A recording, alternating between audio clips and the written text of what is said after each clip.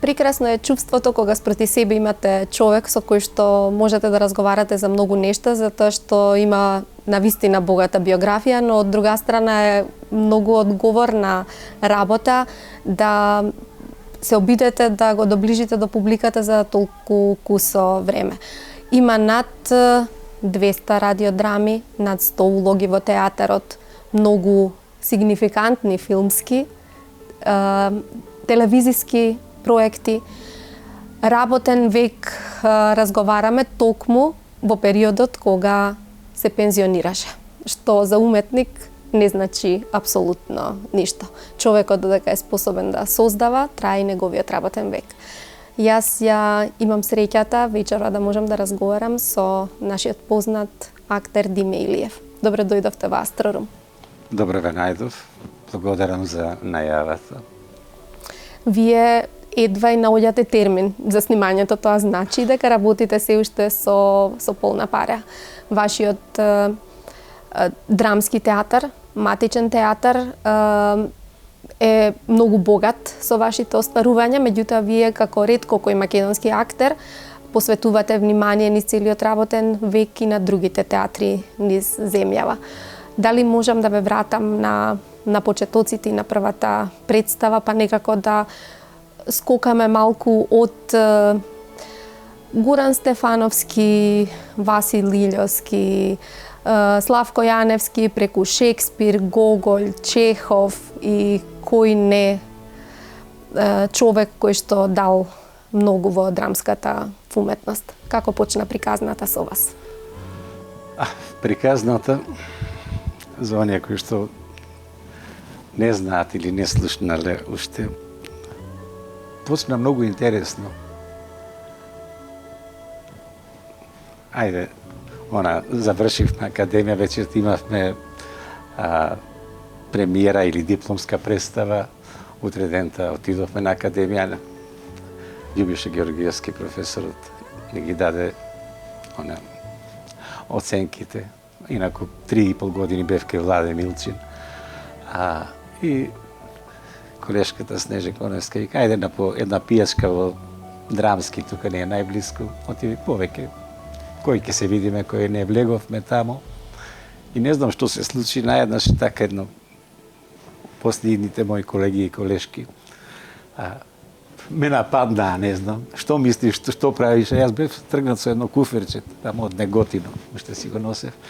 И викам, па ништо се враќам, ама како се враќаш? И Коле отиде, зема еден лист, тоа сум го кажувал многу пати, вака, зема, напише една молба, вика, нека стои ова, па ќе видиме. Ако беше тоа јуни месец, не знам, во крајот на август добив една телеграма од директорот Ристо Стефановски. Дојди, почнуваш со проба. Тоа беше Чукчук Стојанче на Коле Ангеловски ја режираше. После месец дена ме примија во театар. Не знам, И веднаш почна многу представи. Бевте во репертоарот на театар. Веднаш играв. Дори Боло и Бесија играв и пред, додека бев на Академија 4-та година. Веднаш и играв многу представи. И така по-забележително на тога што беше во тоа време беше Црнила, за која што добив и некоја награда како за најмлад актер.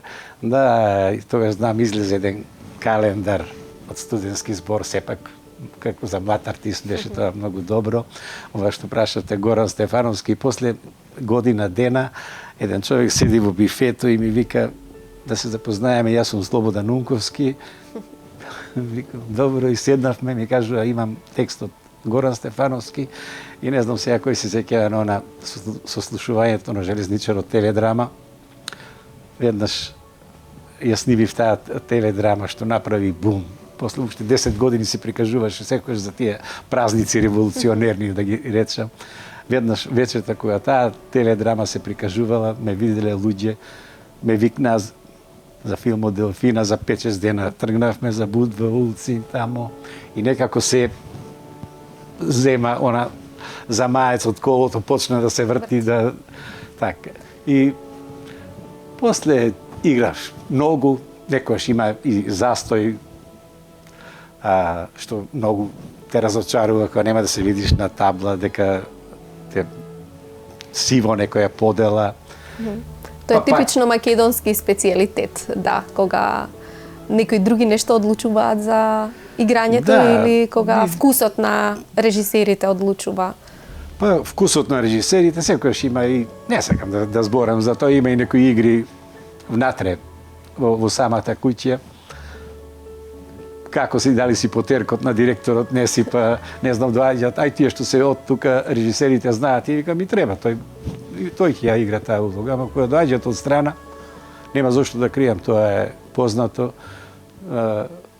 Директорот ги нека ми треба такви актери, тој. И поделата ја прави директорот. Директорот ќе прави поделата. Сепак тој доаѓа од страна и си вели дека не е толку директорот, ајде да не речам глуп или да не си ги даде најдобрите. Сепак и тука има многу игри, не само за мене, тоа било и за други. Но тоа не ви посметало вие да остварите една не знам, играв импресивна кариера. Многу. После се замеша некои други игри што исто така не ми се допаѓа. Кога почнавме ептември веќе да се делиме партиски, ми беше така многу тешко за театрот. Правев така исто една некоја емисија со Мишко и кога беше драмски ќе биде или не, кога реков дека луѓето што се одговорни за културата, тогаш се знаеше за кого зборам, за некој мајка, за некој маќа, ама реков дека драмски е како она 13-тото прасе Гиле, ако се сеќавате на една документарна, само Гиле преживеа мајката со другите ја снема. Ете драмски преживеа. И така почнам драмски малку да го потуркаат настрана, да се даваат текстови на луѓе кои што не беа со реномето и дораснати да бидат по драмски, да прават представи во драмски. Но ете така излезе, не знам, се врти, ете, сега пак живна овие 2-3 години, 3-4 години, не знам, не зборам дали кој како е директор или ова, но сепак се врати она што беше драмски, што беше страв и трепет во она Југославија драмски, кога се плашеа и хрвати, и срби, и словенци, кога вика ови македонци опет долазе по купиće све награди за Нови Сад, за Сарајево. И навистина беше така. Вие не го запоставивте и Неготинскиот театар кој што е заслужен и за вашите почетоци. Дознав дека таму ви била подготовката и дека таму постои една личност што е многу значајна и за вашата кариера, а што велате англичаните happens to be или случајно и тоа вашиот брат. Ќе ни кажете нешто за него и за таа врска? Па за таа врска, јас не знам, така некако во фамилијата, може би тоа ни било, сестра ми, која што почина многу млада, почна со во тој театар, тогаш директор во Неготино беше во Домот на културата Ацо Ѓорчев. И аматерски театар играше така. После брат она го повлече некако брат ми мене и тој театар живееше се додека живееше и брат ми. После немаше интерес. Инаку таму се случува по 2-3 представи годишно, што беше чудо во град од 3-14 во град од 3-14-15 илјади да имаш 7-8 илјади публика што ја изгледало една представа беше феноменално, мислам. А вистина ли дека светската премиера на Исправи се Делфина се случила токму во овој театар, во Неготино? Да. Тоа беше многу интересно, што јас требаше за недела дена да одам во войска. И Коста Крпач беше главен, како се вели она, за реклама, сега точно не ми текнува зборот. Во денешна смисла маркетинг? Маркетинг, директор? ајде да речем, да. Не, сега се извинувам, не овој Коста Крпач што така заврши трагично, туку неговиот чичко. Исто така се викаше Коста Крпач. И вика, ме викна таму, вика дали може за 10 дена да се направи тоа. Брат ми ја преземе одговорноста тогаш за премиерата. И тоа беше многу интересно, пурник на Холивуд, се колку може Неготино да го достигне тоа, ама не знам, тој еден хотел парк кој што е на 2 километри од Неготино, ние оттаму тргнавме со полициски коли, со Што велат со сите нишани, со црвен тепих. Дојдо Неда Слободан Димитриевиќ, од тука нашите за Бина Дарко, мислам Мики Стаменковиќ, тоа беше целата екипа од филмот што учествува во филмот, што игра во филмот, беа во Неготино. Сега со Неда се видовме пред точно недела дена. Интересен, многу емотивен сте изненадиле после колку години. Да, почна и да плачи, да. И вика, тоа што го направија таму во тоа мало градче, не е направено никаде на друго место. Не знам, пред домот на културата еден црвен тепих беше послан така со цвеќиња, со сето тоа од тоа мало место, едно 6-7 души излезени надвор, пон плоштад и беше настан тогаш, да. Како велат, џабе толку играње на сцена, на театар, кога треба еден филм да се случи и да се види моќта на тој медиум. Вам дефинитивно филмот Исправи се Делфина ви ја донесе големата популарност. Тоа и до ден денешен. Тоа се случи тогаш и уште го зборам и тоа е сега зборев ми со Неда, викам, од 100 интервјуа, 110 почнуваат со Исправи се Делфина. Нема, тоа е култен филм, тоа е чудно едно, како уште сега, јас патувам со автобус, немам кола, и сега уште ме препознаваат, вика, зошто не го снимивте и вториот дел? Вториот дел беше готов, се и сценарио, се беше спремно, не се најдоа пари. Тоа уште пред едно скоро 20 години. Требаше втор дел на Делфина да има. И тој филм, не знам, за тоа време ја направи една голема работа, затоа што, не знам, до тогаш имавме ние партизаните, па турци, па ова, тука се вртеше некаде на македонска револуционерна, тука се вртеа филмовите и овој, после Мирно лето, да речеме таму што е едно 30 години пред тоа, овој дојде ко некој филм што, прв пат некој за урбана средина, многу се најдува во тој филм, многу девојчиња или жени се најдува во улогата на Неда, не знам, на овој изневерениот Петко или на оној мангупот што го играше Слободан Димитриевиќ. И така, тој филм ја направи својата работа и не може да помини ништо. И понекогаш дори ми е малку криво заради тоа што се она што сум го правел, речиме, викнат сум некаде... Во сенка останува, да, зад филмот? Не знам, пред едно 4 години ми поканија во една телевизија. Не ми се допадна баш тој настап таму. Не од моја страна, друго беше. Ме викна, добив за најдобар артист, најдобра улога за 2014 година и тоа во 2015 од Дневник Вестникот и прославата ми ја направија тогаш во Драмски, беше прекрасно. И ме бара, најдо време отидов сабајаве во 8 саатот, ко по риби и по лов да станувам. Отидов таму и хајде ке почни се и почнува тоа интервју, го пуштаа Делфина.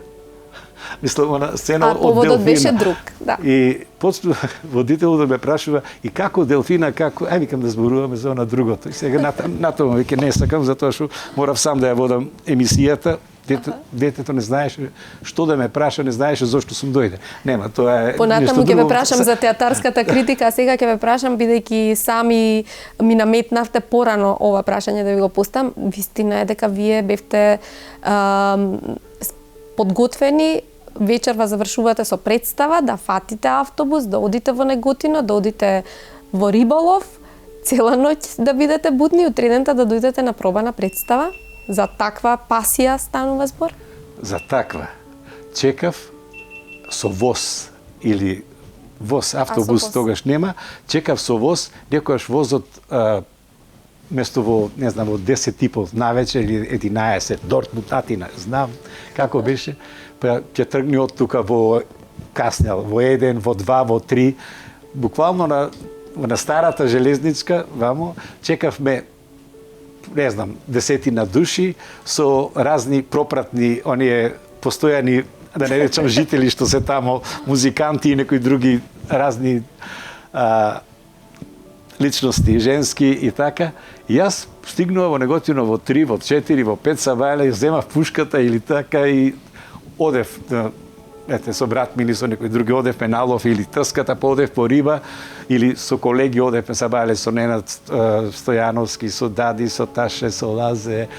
Одевме по риба, вечерта трчавме, мислам, гледавме да стигнеме за представа или вечерта ловиме, па се бавеле да... Точно е.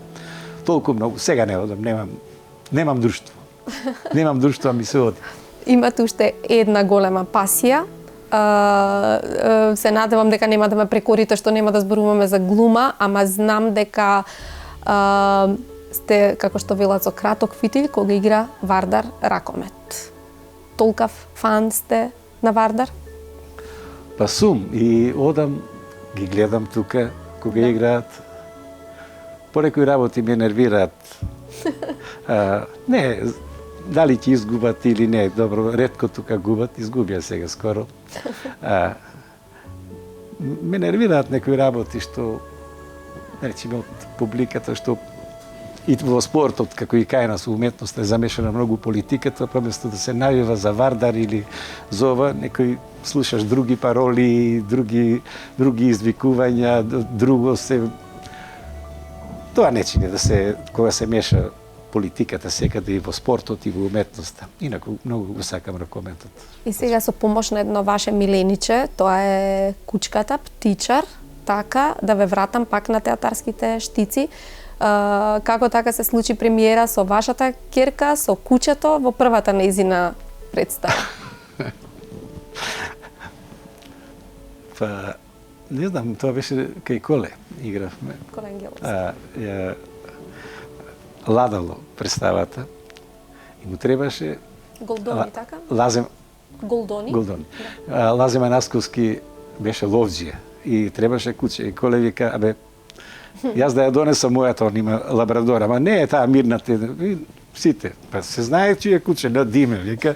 И го донесува и вика, Диме во театар и со се куче дојде. А ти беше прекрасна кучката. Мислам и тамо, кај што живеев, ја знаат и се. Како ја доживеавте одлуката на вашата ќерка да биде глумица, со оглед на тоа што вашите двајца синови се порационални типови, се она што не се уметниците? Економисти. Запрово, ќе ви кажам за тоа, еднаш кога го праша син ми, нешто беше, тракам некој интервју и он беше со мене, и го праша, вика, а ти, вика, не тргна по стапките на сестра ти, вика, некој треба и пари да носи дома за јадење. Не знаеш, сум го кажувал, за таце не знаев дека она беше веќе некаде 3-та година на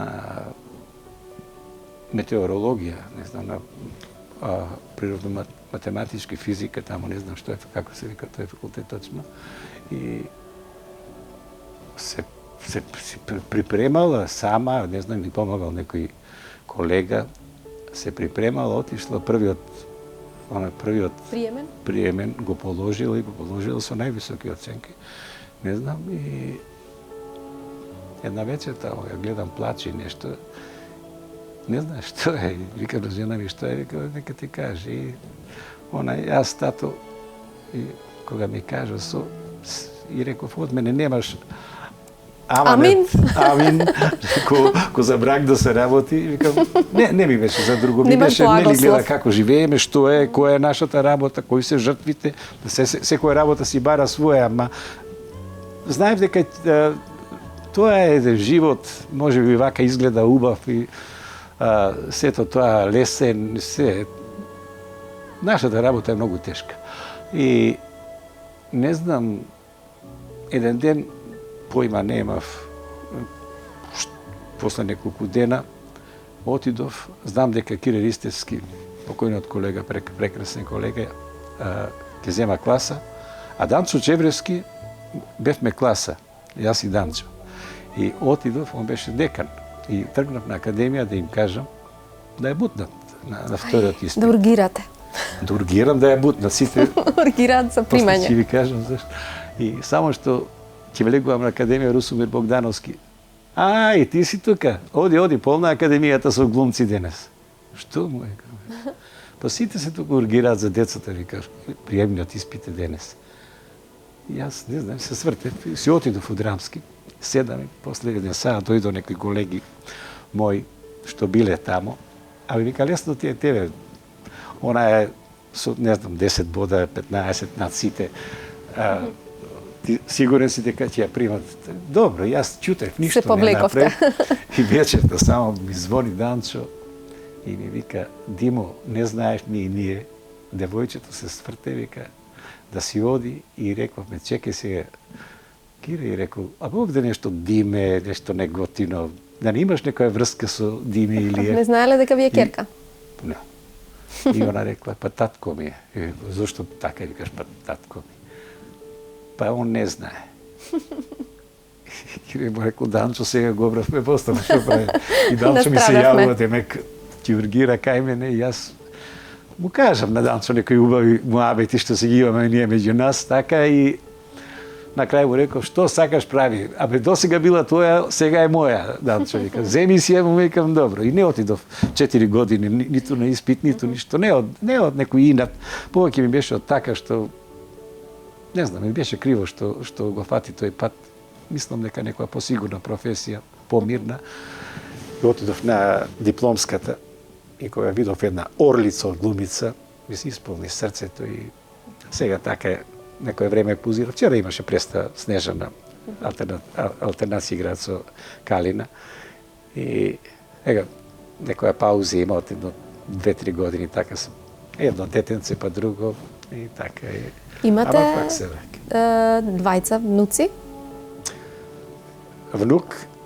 Внука од синот и внука од таце.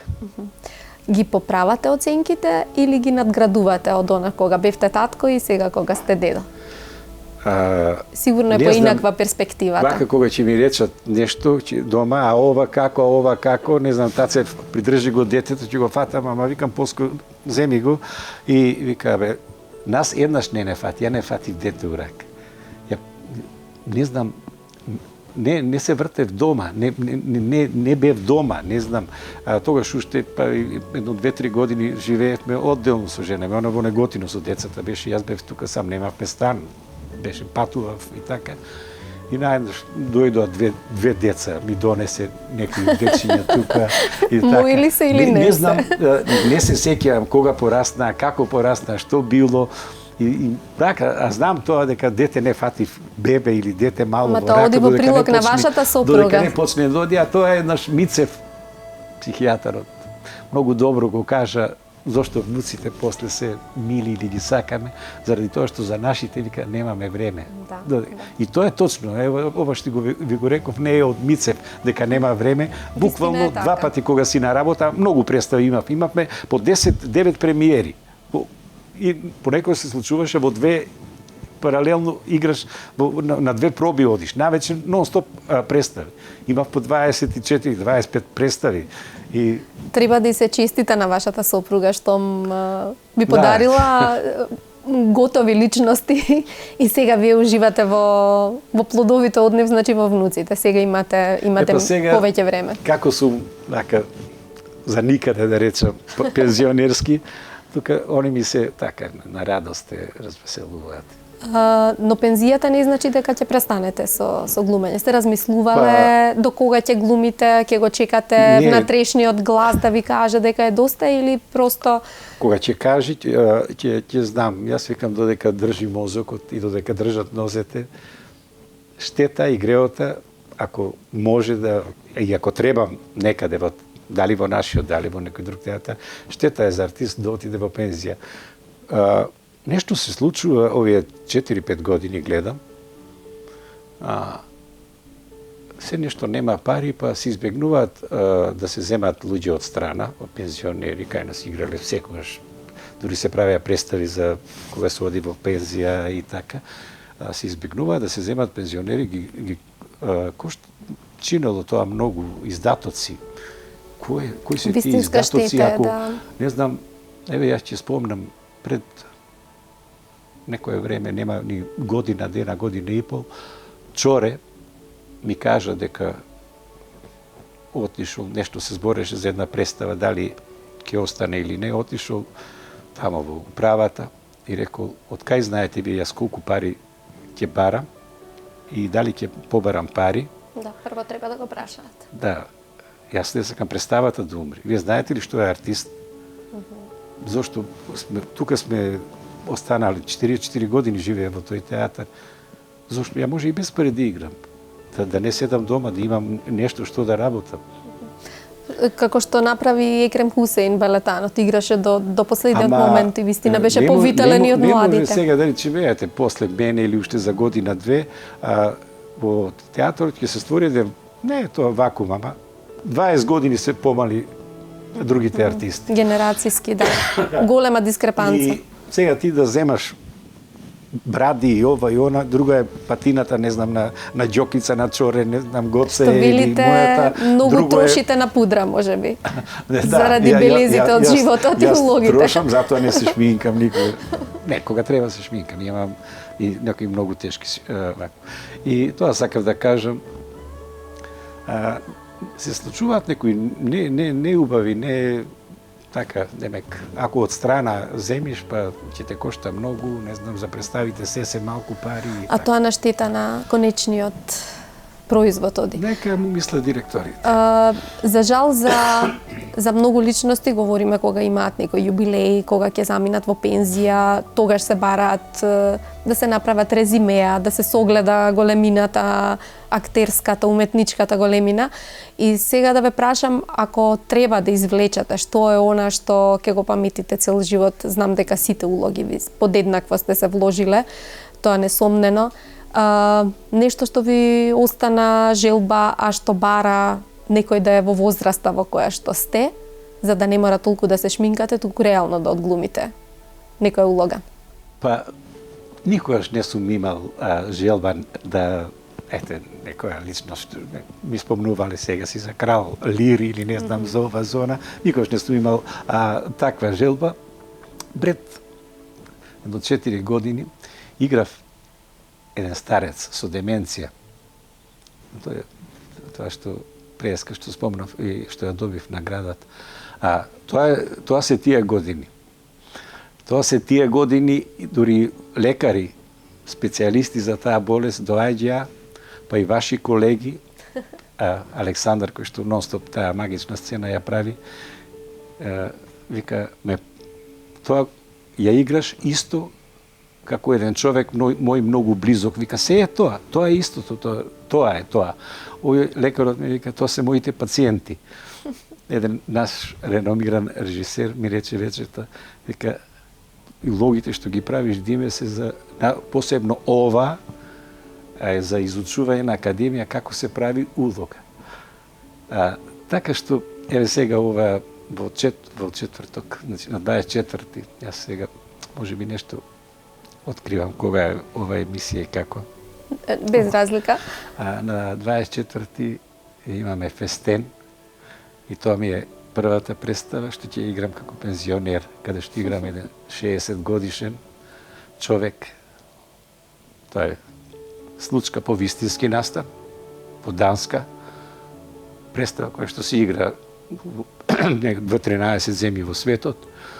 И данците имаат и филм снимено, прослава или фестен. Фешта, хрватите што го викаат. Тоа е страшен лик, што го сакам ликот, ама многу го мразам човекот што го играм. Прави неубави работи со своите деца. Тоа е страшна работа.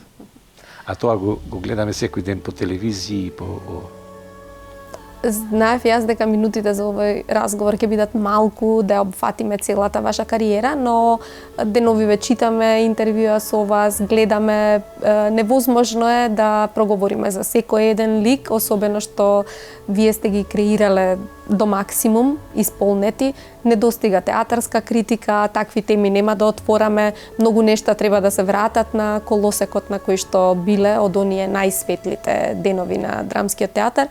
Јас само ќе ви посакам да на тамошните години да ви бидат фешта, ама како добар лик, а ова да биде само на сцена да глумите дементен лик и умот да ве држи до 100 години, за да можеме да гледаме многу успешни старци и во улоги на кралеви и во улоги на обични луѓе, се она што и досега сте го глумеле.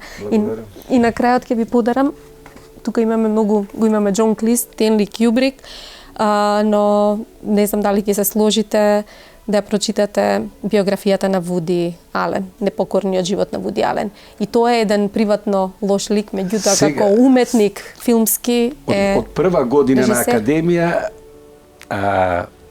Димитри Османи ми беше професор, збореше за Вуди Ален. Ја Вуди Ален го знам веќе 40, скоро 50 години. Ама сега му е миленик на помалиот син на Филип. Ова покрај тоа што ја прочита пред мене сигурно. Да, тој ќе ја прочита. Да. Јас ви благодарам за овој разговор и да говориме после серија нови ликови на штиците, зашто вие сте ја задолжиле земјава, не само на штиците на Драмски театар, туку и на сите театри во земјава. Играв доста и надвор од Драмски, така. Ви благодарам за поканата, беше мило. Да ви честита пензијата. И ви благодарам за поклонот. Благодарам и вам. Се надевам дека ќе се гледаме уште. Секако. Здравјето пред се.